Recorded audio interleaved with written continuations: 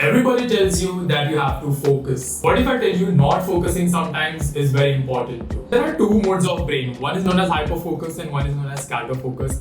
In hyperfocus, you are focusing intentively so that you can be more productive. In scatterfocus, you intently let your mind wander. Hyperfocus is the most productive mode of your brain and scatterfocus is the most creative.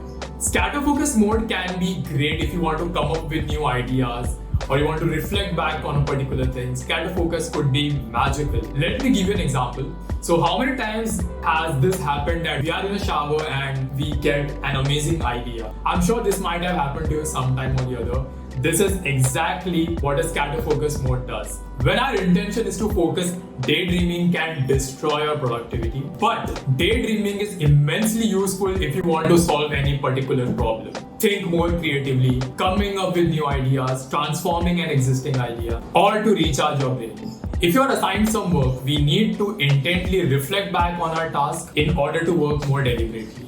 Neurologically speaking, it's impossible to focus on any particular thing and reflecting back on it at the same time. This makes the scatterfocus mode even more critical. Okay, so we need to know when the scatterfocus mode is actually helping us and when it is destroying us. Let me share some more insights. There are two ways your mind wanders, intentionally and unintentionally. Unintentional mind wandering takes place without your awareness. If it happens when you don't choose to enter that mode and when you want to be focused and productive, but you find yourself that you're slowly slipping away in scatterfocus mode, this is where I draw the line between mind wandering and your scatterfocus mode. Scatterfocus mode is always intentional.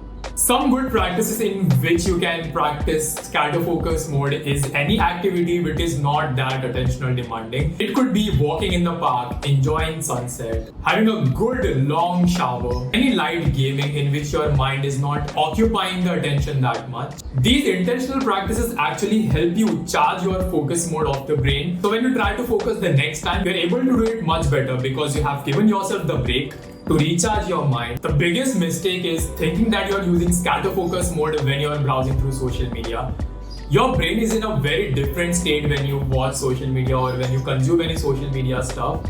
Mindless scrolling is not scatterfocus mode because there your mind is not being reflective, it is comparing a lot of things. So that's not a good place to be in if you want to intentionally practice scatterfocus, but that is not something which I would recommend. How to know when your scatterfocus is actually helping you is at the end of your scatterfocus session, you should feel charged up and full with energy so that you can take up any attention demanding work after this. So more sunsets and less Netflix is, I guess, actually true. Rest is not idleness, and to lie sometimes on the grass under the trees on a summer's day listening to murmurs of water or watching the clouds that cross the blue sky is by no means a waste of time.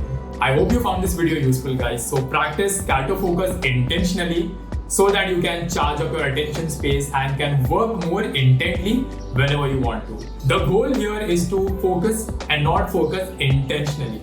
You should not let your mind wander without your conscious awareness. This is something which we should always be careful of. That's it for today, guys. Do you like the old setup more or the new one? Please let me know in the comment section below. I'll see you in my next video, guys. Until then, you know the drill. Signing off.